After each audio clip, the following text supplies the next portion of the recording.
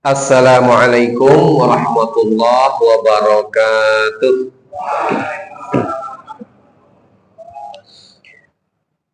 Alhamdulillahi rabbil alamin wal aqibatu lil muttaqin wassalatu wassalamu ala nabiyil mustafa Muhammadin sallallahu alaihi wasallam wa ala alihi wa sahbihi ajma'in, amma ba'd.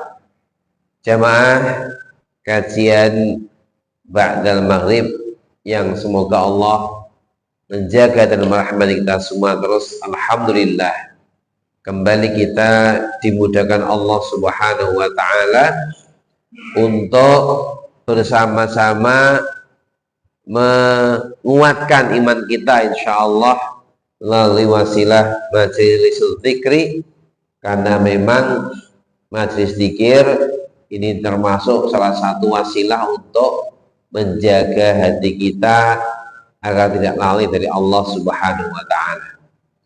Salawat dan salam teruntuk Nabiullah Nabi Muhammad sallallahu alaihi wasallam yang insya Allah nanti akan menunggu kita di telaga beliau Al-Kautsar, kemudian akan juga memimpin kita untuk masuki Jannatul Naim, memimpin orang beriman masuki Jannatul Naim, dan kemudian tinggal di surga Firdausil A'la beliaunya. Semoga kita sudah bisa menjadi tetangga beliau. Amin. Demikian pula salat untuk keluarga beliau, sahabat-sahabat beliau, dan juga pengikut beliau yang setia sampai hari kiamat. Kita mulai dengan bacaan basmalah. Bismillahirrahmanirrahim. Pada kesempatan malam ini kita akan membahas sebuah subtema, asbabu maradil qalbi wa sumumihi ad-darrati. Ini diambilkan dari kitab Al-Jawabul Kafi liman sa'ala 'anil dawa'i syafi karya Ibnu Qayyim rahimahullah. Sebab-sebab sakit hati, sebab-sebab yang membuat hati sakit, dan juga racun-racun yang membahayakannya. Disebutkan i'lam annal ma'asiya kullaha sumumul qalbi. Ketahuilah bahwa kemaksiatan itu semuanya merupakan sumumil qalbi, merupakan racun bagi hati. Wasbabul maradhihi wa halakihi, dan menjadi penyebab dari sakit dan rusaknya hati. Wahya muntijatun limaradil qalbi wa iradatihi ghairi iradatillahi azza wa jalla, dan dia merupakan akibat hasil dari penyakit hati yang irodahnya menjadi irodah yang bukan kepada Allah subhanahu wa ta'ala.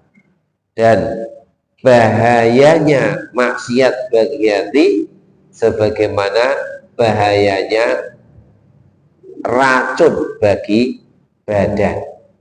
Begitu sama sekalian renungan dari Ibnu Qayyim rahimahullah, bahwa segala macam kemaksiatan itu bagi hati itu seperti racun bagi badan. Semakin banyak maksiatnya, semakin banyak racunnya yang akan merusak hati kita, yang hati ini merupakan raja di tubuh kita.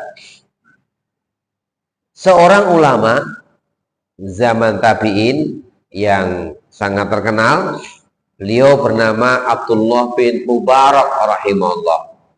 Ini ulama yang punya kelebihan banyak. Selain bergelar Amirul Mukminin fil Hadis, Amirul Mukminin fil Hadis artinya memang ahli hadis beliau ya. Juga beliau seorang yang sangat dermawan. Pernah suatu ketika beliau mau pergi haji, seperti sekarang ini musim haji. Orang-orang sekitarnya pada ikut, Maka mereka mengumpulkan biaya haji kepada Abdullah bin Mubarak rahimahullah. Disimpan uangnya, mereka pergi, biaya tanggung Abdullah bin Mubarak rahimahullah semua. Setelah haji disuruh jajan semaunya, ngambil apa, pulang. Sesampai di rumah, kemudian ternyata semua uang yang terkumpul itu dikembalikan satu persatu kepada para haji tadi setelah sampai di rumahnya masing-masing oleh Abdullah bin Mubarak rahimahullah. Artinya apa? Berarti hajinya itu dibiayai oleh Abdullah bin Mubarak rahimahullah. Jadi kaya, ulama yang kaya raya ini. Selain begitu juga beliau seorang jagoan perang. Suatu ketika terjadi perang antara orang Islam dengan orang Persia. Jagoan Persia yang penyembah api itu ya, maju dan nantang jagoan Muslim. Maka majulah seorang jagoan Muslim, karena dulu perang itu sebelum perang besar mereka ada perang tanding dulu. Bertempur, berduel, qadarullah beberapa gebrakan jagoan Muslim mendapati syahidnya. Maju jagoan kedua oleh jagoan Persia tadi, diserang lagi dan syahid lagi.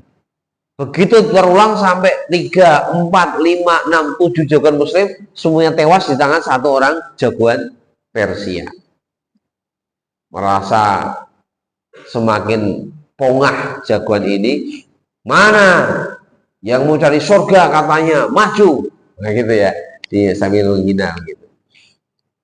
Tidak ada yang berani maju kan melihat hebatnya jagoan kafir ini. Tiba-tiba muncullah dari belakang, dari pasukan belakang, seorang lelaki yang bercadar, mulatsam, rajulun mulatsam, laki-laki yang tertutup muka. Pakai apa kalau sekarang namanya? Sebo ya.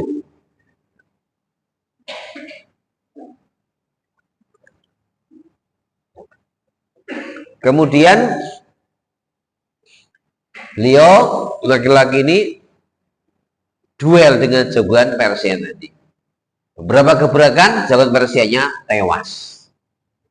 Yang membunuh 6 orang Muslim tewas. 7 orang tadi. Maju jagoan kedua, duel lagi, tewas. Sampai 7 jagoan kafir maju, semua tewas di tangan satu orang yang bercadar tadi, mukanya ditutupi tadi. Akhirnya nggak ada lagi yang berani maju kan dia dari orang-orang kafir. Siapa jagoan itu?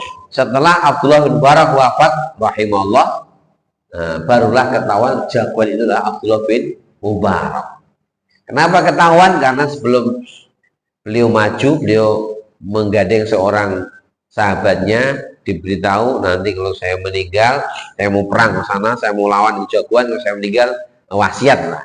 Dan kalau saya menang, jangan pernah ceritakan tentang aku sampai aku meninggal. Sehingga jagoan ini menjadi misteri terus bertahun-tahun sampai beliau wafat. Baru setelah itu temannya menceritakan sebenarnya yang dulu duel itu adalah Abdullah bin Mubarak. Ya. Selain jagoan juga sangat menjaga keikhlasan. Itu kalau sekarang kan kesempatan ya untuk naik pangkat atau apa gitu. Kalau sekarang ini saking tulusnya beliau tidak pengen dikenal.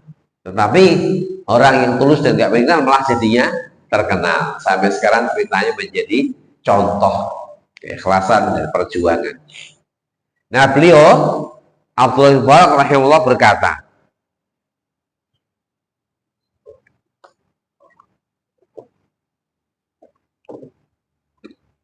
ra'aitu dzunuba tumitul quluba. Aku melihat dosa-dosa itu tumitul qulub, mematikan hati. Wa qad yurithu dhulla idmanuha, dan sungguh akan mewariskan kerendahan, kehinaan dengan idmanuha, dengan terus-menerus melakukan kemaksiatan itu.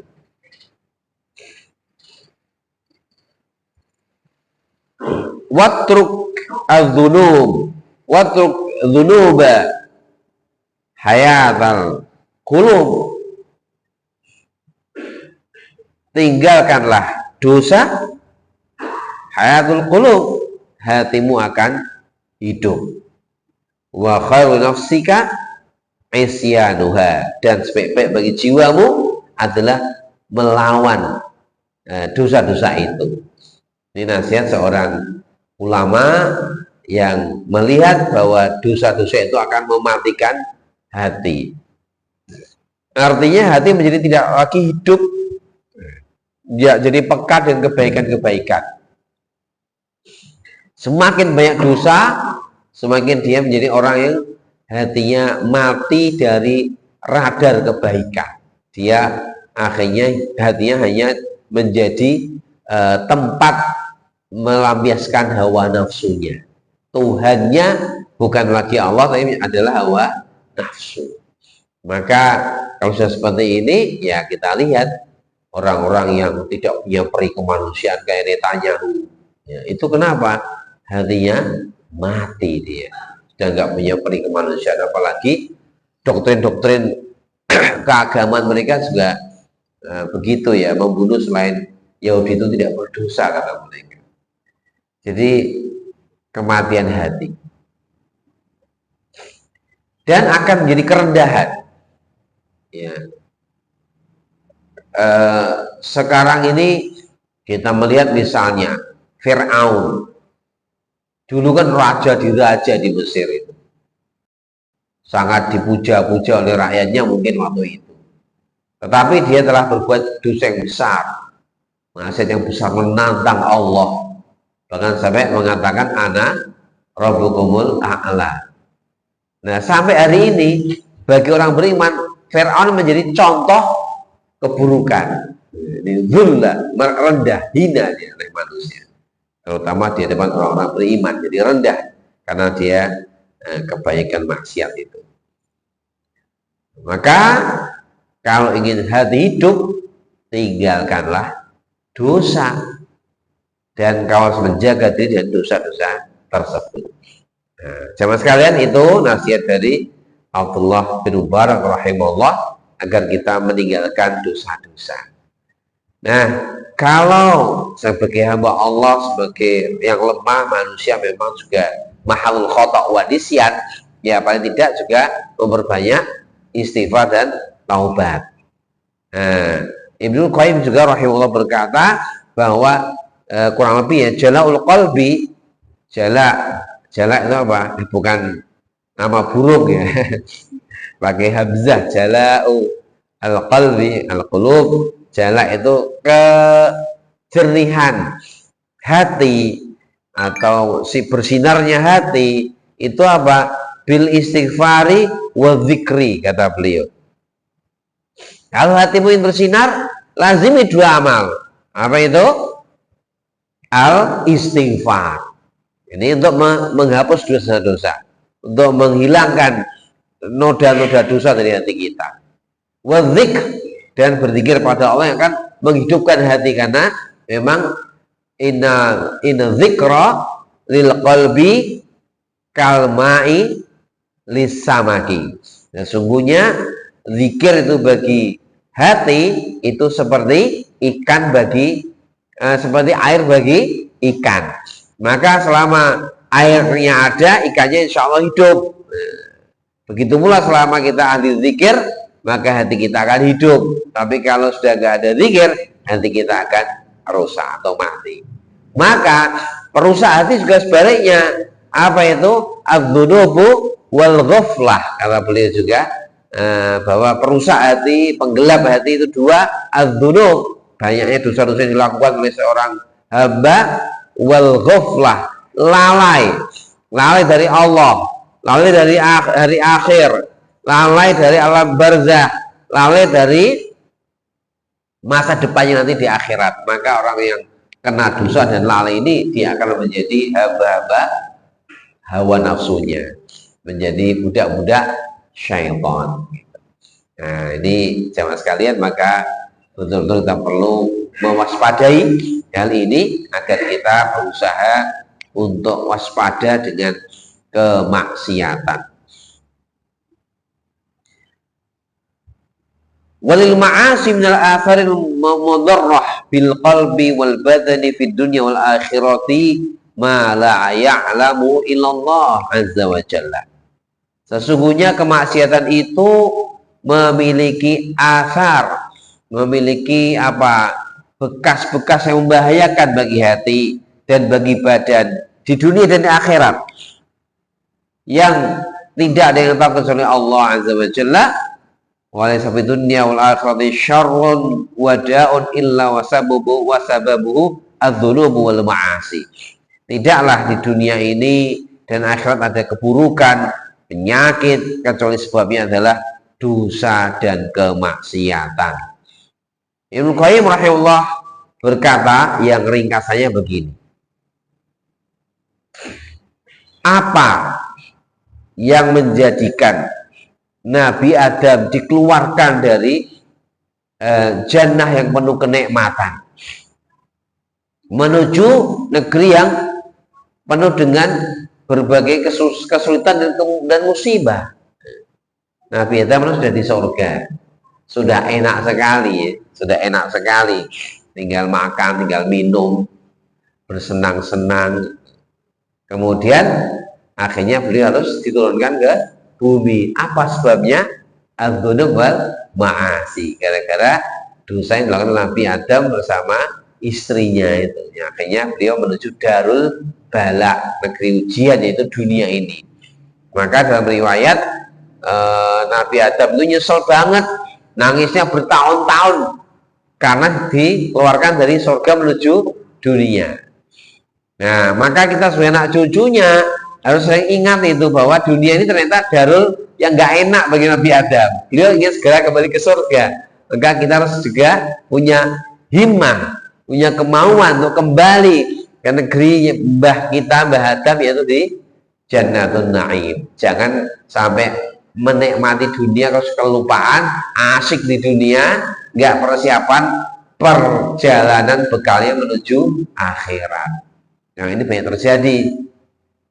Manusia-manusia yang lalai, ya, mereka sibuk dengan urusan dunia sampai akhirnya mereka menjadi tertipu dengan dunia. Mereka kejar dunia sampai mereka korupsi bermiliar-miliar, bahkan sekarang bertriliun-triliun, bahkan ratusan triliun. Itu mereka tidak peduli lagi dengan akhirat. Mereka lupa semua itu. Ini orang yang lalai. Jadi perlu ini kelihatannya harus ada dakwah yang dari tingkat bawah sampai tingkat atas ya, untuk mengingatkan orang-orang bahwa mereka ini nggak lama lagi akan mati, nggak lama lagi akan bertemu Allah, nggak lama lagi akan mempertanggungjawabkan perbuatannya di dunia. Tapi banyak yang lalai. Nah, jadi begitu. Apa yang membuat iblis yang sebelumnya berada di langit bersama para malaikat kemudian terusir, kemudian Allah rombak penampilannya jadi penampilan yang sangat buruk, dan hatinya juga lebih buruk lagi. Yang dulunya termasuk hamba yang dekat menjadi hamba yang jauh oleh Allah. Yang dulunya mendapat rahmat kemudian dilaknat oleh Allah. Yang dulunya di surga akhirnya masuk neraka. Yang dulunya mulia akhirnya rendah di hadapan Allah. Yang dulunya mendapat rahmat kemudian dilaknat, dimurkai oleh Allah Subhanahu wa taala. Apa yang menjadikan itu terjadi? Sekali lagi juga karena apa? Maksiat dari iblis, laknatullah alaih. Yang iblis ini kemudian menentang Allah, bahkan terang-terangan wastakbara, dia enggan diperintah Allah untuk hormat Adam, tidak mau, bahkan merasa ana khairun minhu, jadi tidak mau ngeyel sama Allah. Orangnya ngeyel sama Allah, makanya terjadilah seperti itu. Iblis jadi terjatuh kemuhormatannya. Apa yang menjadikan penduduk bumi pada masa itu ditenggelamkan Allah Subhanahu wa taala sampai airnya meninggi sampai ke gunung-gunung. Karena apa? Kemaksiatan kaum Nabi Nuh alaihissalam. Mereka bermaksiat, akhirnya Allah murka dan Allah tenggelamkan. Begitu pula apa yang menjadikan Allah mengirim angin yang kencang kepada kaum Ad, sehingga akhirnya mereka terbunuh karena majaz nakhlin khawiyah, seperti pokok pohon besar yang tiba-tiba tumbang gitu saja. Ini kaum yang kuat, kaum yang besar, tapi Allah hancurkan dengan angin yang puting beliung. Begitu pula kaum Tsamud, ya, dikirimkan apa? Suara petir atau suara apa yang sangat kencang sehingga mematikan semua di antara mereka. Begitu pula kaum Lut yang apa kerjanya menyukai sesama jenis, homoseksual berkembang yang itu belum pernah terjadi sebelumnya. Akhirnya Allah kirimkan malaikat, tanahnya diangkat ke langit, dibalik terus ditumblokkan ke bumi, gara-gara perbuatan maksiat orang-orang yang telah merajalela suka sesama jenis. Maka ini kita perlu ingat bahwa banji itu bukan sesuatu kehormatan. Nah, ini karena kita masalah kita ini parameternya itu rodok kualik-kualik gitu. Banji kayaknya dimulyake gitu ya. Bahkan kalau di TV-TV jadi artis, ya kan, di tontonan. Kadang-kadang mereka jadi penyanyi dicampur-campur sari itu, campur saru. Nah, mereka seperti itu. Ini bukan kemuliaan, itu adalah kehinaan. Harusnya begitu, atau minimal sakit lah. Mereka sakit harus disembuhkan, bukan malah dipuja-puja. Nah, kemudian banyak yang hari ini penyakit yang sangat ngeri adalah penyakit homoseksual atau lesbianisme ini. Hati-hati, kalau dulu itu seorang bapak khawatir kalau ada anak laki-laki senang sama anak perempuan, sekarang juga perlu waspada jangan sampai lengket laki-laki dan perempuan gitu. Itu sangat mungkin terjadi, yang itu bahkan kadang-kadang menimpa di pesantren, ya, sehingga kadang-kadang pesantren jadi sampai ketat ya, untuk menjaga biar tidak terjadi, nggak boleh ijulan anduk gitu, karena takut sampai seperti itu. Ini zaman sekalian, maka ini juga peran orang tua sangat penting, karena biasanya itu mereka karena kadang-kadang kehilangan figur gitu ya, akhirnya seperti itu. Nah, dari rumahnya itu harus sejak kecil tanamkan ini dosa besar menjijikkan begitu ya. Dilengke saya jenis ayam ayam lanang ini jago ya. Tidak ada ceritanya jago kok seneng ngejar jago itu rano. Ngejar paling yang tengkar tarung aku kuat deh. Mosok menungso sing lebih mulia kok lanang seneng karo lanang. Tapi ternyata banyak terjadi, Pak. Ya, pokoknya hati-hati, sejak kecil harus kita ingatkan anak-anak kita. Kemudian bagi orang tua jangan sampai mendidik anak menyelisih fitrahnya anak itu. Nek calanang yo jadi kaisi boneka sampai gede. Nek cawe itu jadi jak motor hilang, jadi hilang feminismenya itu. Ini yang terjadi. Karena kadang-kadang ada orang tua yang saking pengen dia anak wedok gitu, akhirnya anak lanang ya dipaesi wedok, bisa itu juga menjadi pengaruh. Nah, ini harus waspada, karena di zaman sekarang ini ternyata gerakan homoseksual dan lesbianisme ini cukup besar, dan mungkin tidak ada juga negara-negara barat yang kepengin itu tidak dilarang di negeri-negeri muslim, karena mereka tidak punya etika yang seperti orang-orang Islam itu yang terjadi. Saya pernah mendengar bahwa ini cukup banyak penyakit-penyakit seperti ini, bahkan ada sekumpulan anak-anak remaja yang membuat komunitas-komunitas homoseksual, gay dan sebagainya itu. Nauzubillah min dzalik. Begitu sama sekalian. Kemudian apa yang buat kaum Syuaib dikirimi mendung yang tebal, kemudian menghujani mereka api, batu api yang mematikan mereka, karena mereka suka apa ya, selain tidak taat pada Allah, mereka juga memang kerjanya itu menipu, timbangannya enggak beres. Apa yang menjadikan Fir'aun dan kaumnya ditenggelamkan Allah di Laut Merah, yang kemudian sampai sekarang menjadi pelajaran bagi manusia. Fir'aun masih utuh jasadnya sebagai zikro, peringatan bagi manusia untuk jangan sombong karena kemaksiatan lagi, keingkaran Fir'aun dengan dakwah Nabi Musa alaihissalam.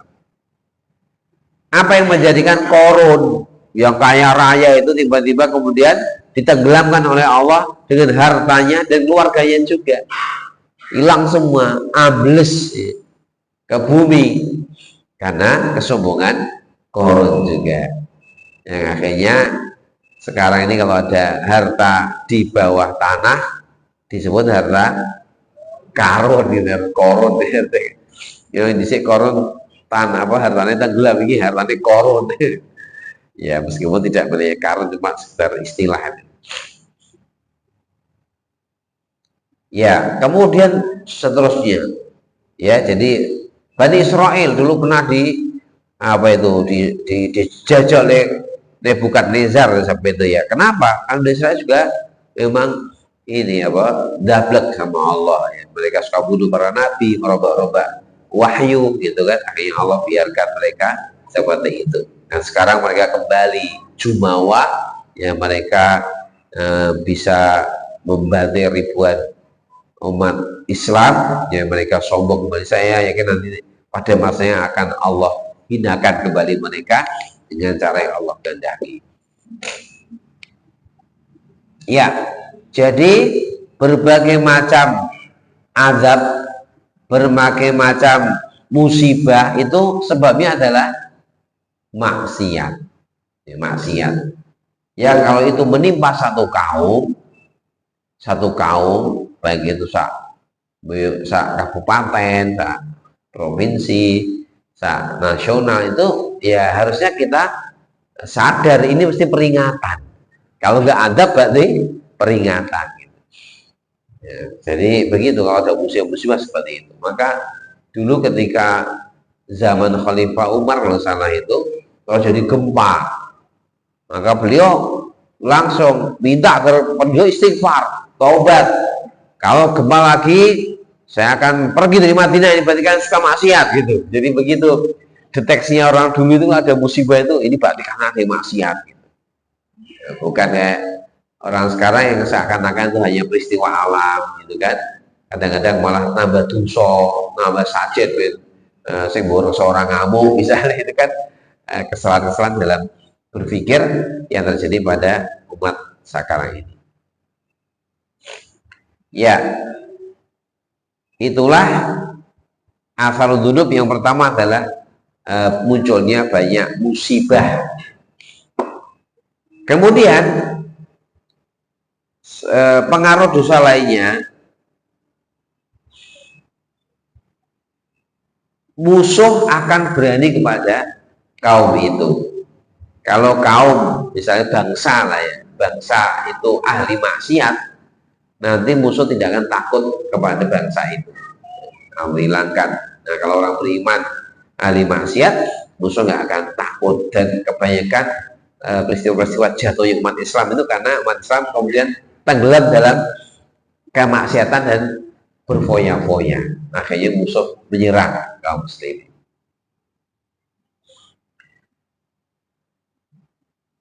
Kemudian pengaruh lainnya, at-tab'u 'alal qalbi idza takatharat. Nanti akibatnya hatinya akan ditutup jika terlalu banyak dosa-dosa, sehingga dia akan jadi orang-orang yang ghafil, orang-orang yang lalai. Seperti dalam ayat, kallabal rana ala qulubihim makanu yaksibun. Sekali-kali tidak, bahkan tutupan hati mereka itu gara-gara apa yang mereka lakukan. Jadi hati ini pertama mungkin berkarat gitu ya. Tapi kalau karatnya dibiarkan akan menjadi kotoran-kotoran yang menutupi. Jika dibiarkan lagi maka akan menjadi cetakan yang mengunci hati mereka, ya, sehingga hatinya menjadi yang terbalik, hati yang terbalik, yang tidak tahu yang benar dan tidak tahu yang buruk. Ini bisa berubah seperti itu. Maka biasanya orang itu kalau dari pertama ahli taat kemudian berubah di maksiat, nanti akan berubah pikirannya. Kita ini semua sepakat insya Allah ya, riba itu haram, bukankah begitu? Nah, tapi kalau ada yang kemudian ikut-ikutan jadi apa, ikut kerja di bank titil, tahu bank titil Pak? Oh ya, abang apa namanya di sini? Oh, plecet ya, bank plecet ya. Di Jepara itu sudah bank titil, ditili tiap hati itu ditili. Bank plecet itu nanti bisa berubah, dia berpikir, wah ini nggak apa-apa lah kan, dia menjadi pelaku kemaksiatan begitu. Maka korupsi juga begitu nanti. Kalau sudah kelihatan korupsi, ya korupsi ini sidik aja dipikir-pikir lah, sidik-sidik ya lebih raison tidak. Jadi akhirnya nggak peka dengan dosa-dosa itu. Hati yang semakin tertutup. Orang yang berada dalam aura kesolehan, melihat kemungkaran langsung nampak gitu. Tapi orang yang biasa di dalam aura kemaksiatan itu lihat kemaksiatan itu ya biasa. Misalnya ada apa itu klub malam, tempat juga joget, dugem lah dunia gemerlap ini. Bagi orang yang nggak terbiasa ngaji, itu tempat hiburan. Kalau kita mau usulan ditutup, mereka akan protes, sok suci lo, gitu ya. Itu kan apa? Hati mereka sudah tidak connect dengan kebenaran, tertutup, sehingga akhirnya mereka melihat yang benar itu jadi salah, yang salah jadi benar. Tuh makanya disinilah perlunya kita harus terus-terusan untuk beristighfar itu supaya dosa itu tidak menjadi sebuah tutupan yang menutup hati kita.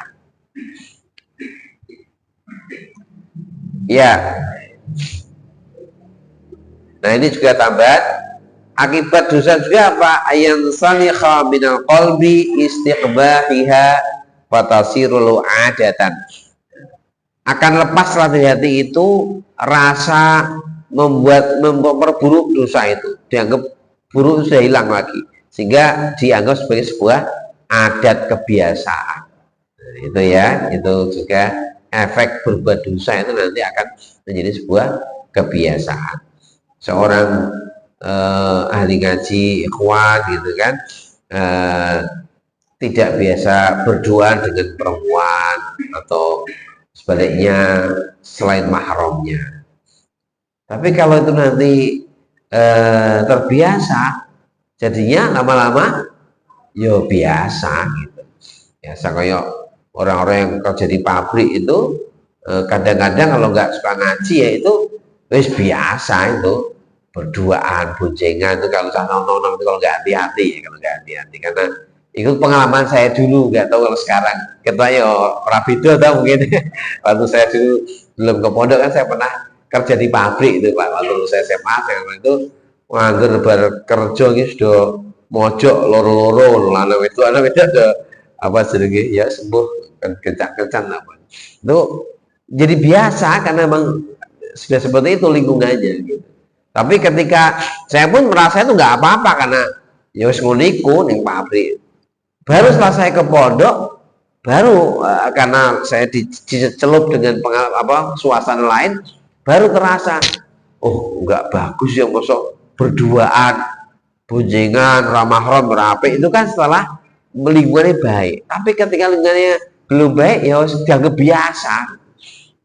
Sampai kadang-kadang saya juga heran, itu kadang-kadang orang-orang itu hilang rasa kepekaannya sehingga ono sing nitip bojone kan misalnya no di Jakarta, aku teh bojoku ya karo awakmu titip kaya apa.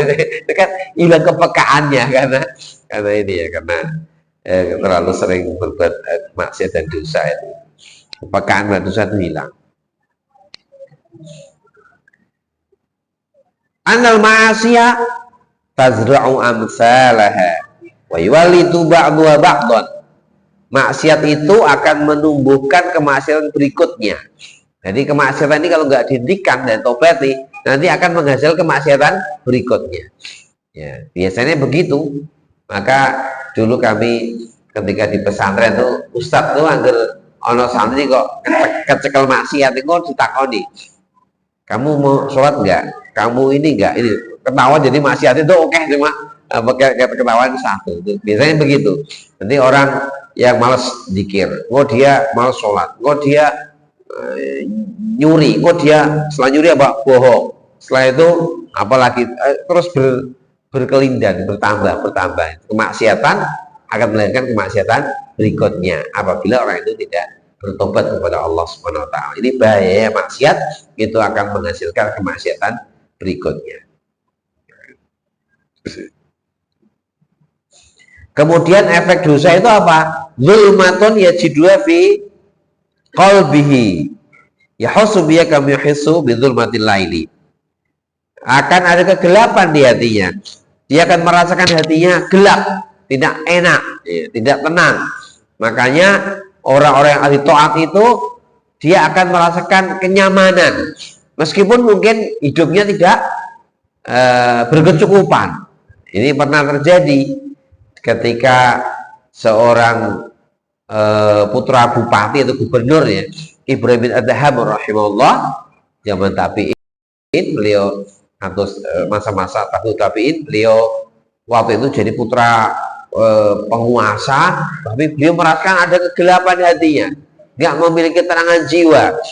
Nah, beliau masih akan lumayan tingkat di atas tuh, wirawiri, bingung, mau kok orang tenang uripku gitu. Kemudian dia nengok ke belakang, lihat seorang tukang kayu sepuh, ya sudah tua, dia ngangkat mikul rencek, mikul kayu bakar. Maka Ibrahim bin Adham ini kasihan, dia turun menghiburnya. Pak, ingkang sabar nggih. Itu cara saya ya, yang sabar. Semoga Bapak nanti tidak tidak stres kalau bahasa kita dengan keadaan ini sepuh kok cek mikul rencek. Apa kata orang tua ini? Den, emangnya ada apa? Saya ini alhamdulillah bisa bekerja halal, dapat rezeki halal, beribadah kepada Allah, alhamdulillah. Kaget nih, kok iso tenang ya?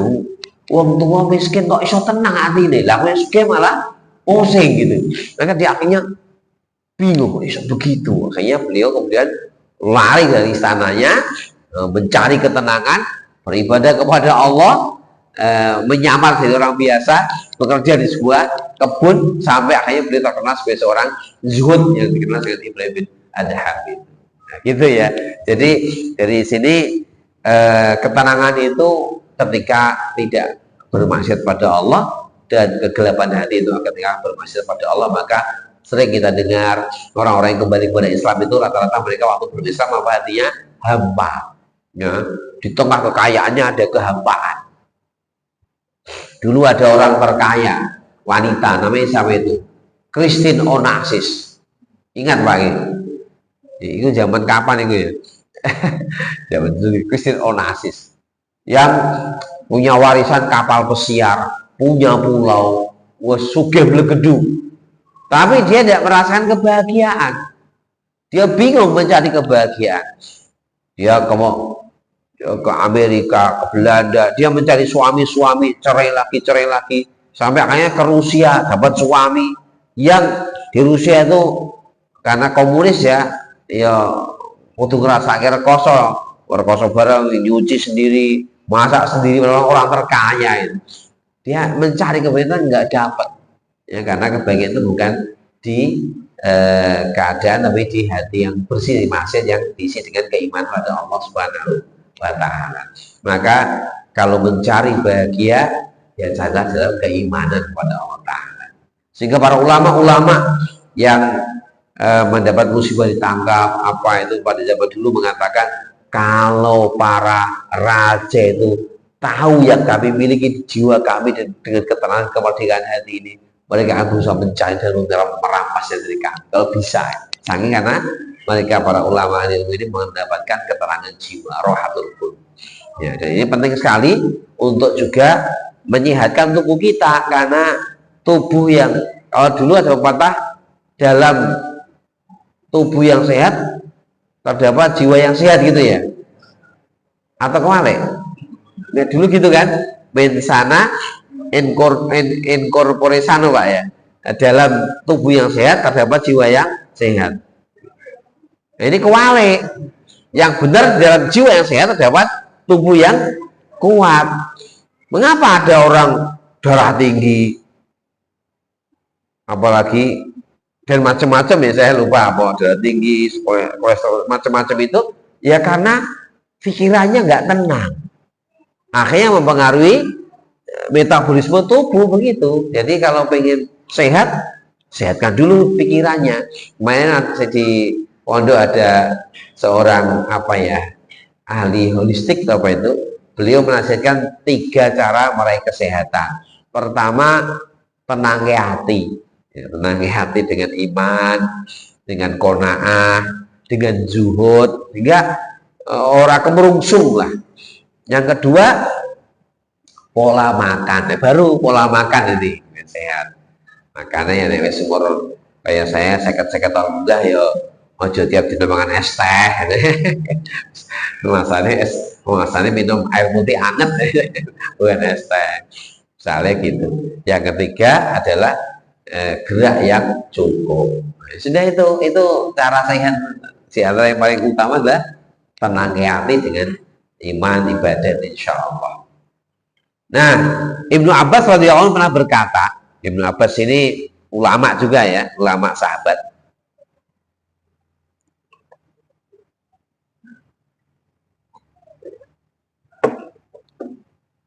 Beliau berkata, innalil hasanati nuron fil wajhi. Sesungguhnya al hasanah, kebaikan itu nuron fil wajhi, akan menjadi cahaya pada wajah seseorang. Wadiyaan fil qalbi, dan sinar di hati. Wasi'atan fi rizki, melonggarkan rezeki. Wa mahabbatan fi qulubil khalqi, dan akan menjadikan munculkan cinta para makhluk. Wa inal maksiati sawadan fil wajhi, kemaksiatan akan menjadikan wajah menjadi hitam. Dhulaman fil qalbi, hatinya menjadi gelap. Wa dayyaqan fi rizki, rezekinya menjadi sempit.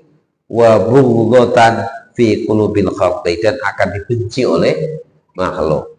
Nah, rezeki ini tentunya bukan semata-mata uang ya, tapi termasuk rezeki ketentraman jiwa, rezeki kenyamanan hidup bersama keluarga dengan tumaniyah, itu rezeki yang sangat besar. Dan rezeki uang itu rezeki paling rendah. Yang paling tinggi rezeki ada iman itu, dan amal soleh. Nah begitu, maka ini beberapa hal yang sebagai peringatan kita. Maksiat itu ternyata efeknya begitu banyak, bisa menjadi wasilah untuk mendapat siksa Allah ya, di dunia. Kemudian hatinya tertutup ya. Kemudian dia tidak peka lagi, sehingga yang salah jadi kelihatan benar gitu.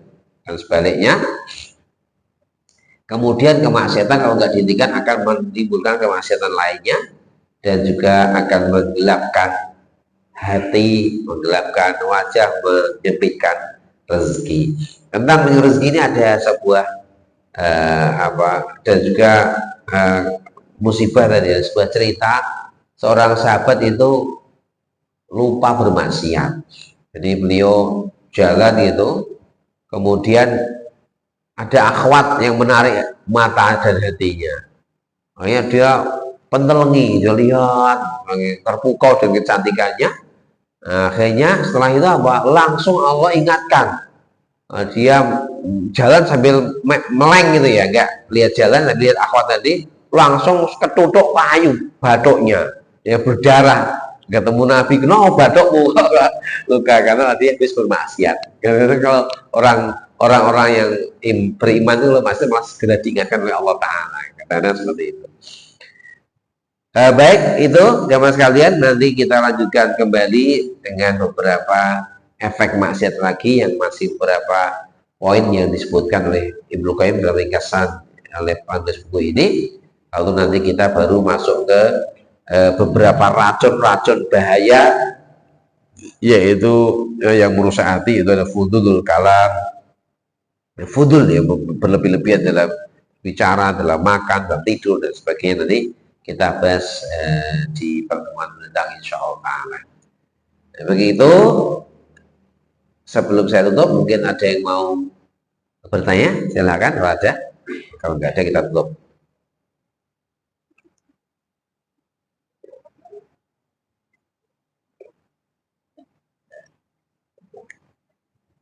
Baik jamaah sekalian, sebagai penutup, Bang Kiro saja, belum lupa ya, ini besok tanggal berapa? Dzulhijjah? Sabtu atau Sabtu? Jumat atau Sabtu? Sabtu insya Allah ya. Sabtu tanggal Dzulhijjah, ya sedikit mengingatkan Nabi sabda, ma min ayyamin al-amlu sholih fihinna habwilallah min hadhil ayyam al-asham. Tidak ada hari-hari yang lebih Allah cintai untuk beramal soleh melebihi 10 hari pertama bulan Dzulhijjah. Wal jihadu fisabilillah ya Rasulullah, apakah jihad fisabilillah tidak bisa menyamai wal jihad fisabilillah illa rajulun kharaja bimali wa nafsi tsumma lam yarji' bidzalika bi syai'. Kecuali kalau ada orang yang pergi berjihad dengan hartanya, dengan jiwanya, kemudian dia tidak balik lagi, artinya mati syahid. Jadi beramal di 10 hari pertama bulan Dzulhijjah ini nilainya seperti beramal jihad dan mati syahid. Maka orang-orang salaf dulu kalau Dzulhijjah itu waktunya dientek-entek untuk ibadah. Ya, ada yang sampai nggak bisa ditambah lagi, sudah full sholat, saum, sedekah, di pol-pol ya untuk ibadah. Nanti kita berusaha di hari-hari ini kita bisa, ya kalau belum sampai ngepol kayak salah ya lagi ngokeh lah ya. Jadi biasanya mau cokorane sajus ya sajus setengah misalnya gitu ya. Itu kita upayakan. Nah, karena ini kesempatan dari Allah Ta'ala yang menjadikan 10 hari pertama bulan Dzulhijjah sebagai hari terbaik untuk beramal soleh. Kalau yang malamnya 10 hari terakhir Ramadan, kalau paginya 10 hari pertama. Cuma yang 10 hari pertama ini di masyarakat kita kayaknya belum begitu mendapat ini perhatian yang sudah Ramadan. Tapi Dzulhijjah ini perlu kita perhatikan, dan semoga juga yang diberi kemampuan bisa berkorban ya. Nanti bisa tiru yang di mana itu Purbalingga ya, di Purbalingga yang katanya itu berapa itu sak kampung itu 325 kambing gitu ya, berapa 98 sapi itu, karena memang mereka ternyata bukan orang-orang kaya semua, tapi komitmen yang sudah terbiasa di kampung itu setiap hari nabung 10.000 nek peng setahun habis 3 juta lah ya. Sakwong korban itu bagus kalau mungkin nanti Tamir Masjid sini bisa mengadakan tabungan korban tiap dino nabung 10.000, ada orang 20-30 bisa lumayan, nanti jelasnya bisa banyak sekali yang korban di sini. Demikian, semoga Allah berikan kita kemampuan untuk bisa memanfaatkan musimul khairat di 10 hari pertama Dzulhijjah dalam berbagai macam amal soleh kita. Alhamdulillahirrahmanirrahim. Kita tutup dengan doa kafaratul majlis. Subhanakallahumma wa bihamdika asyhadu an la ilaha illa anta astaghfiruka wa atubu ilaik. Alhamdulillahirabbil alamin. Assalamualaikum warahmatullahi wabarakatuh.